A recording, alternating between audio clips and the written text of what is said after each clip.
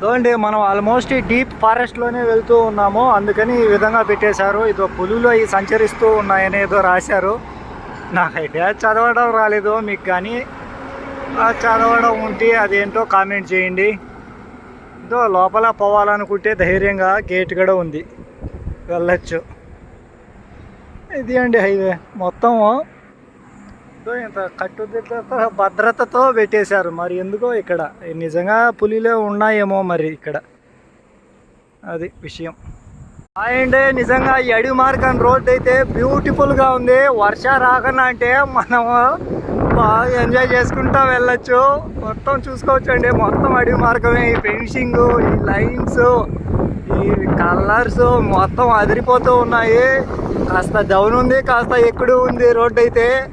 ఇలా దూసుకుంటూ వెళ్ళిపోతూ ఉన్నామండి. వర్షం మనల్ని డిస్టర్బ్ చేయకుండా అంటే ఈ విధంగానే సక్సెస్ఫుల్గా ఎంజాయ్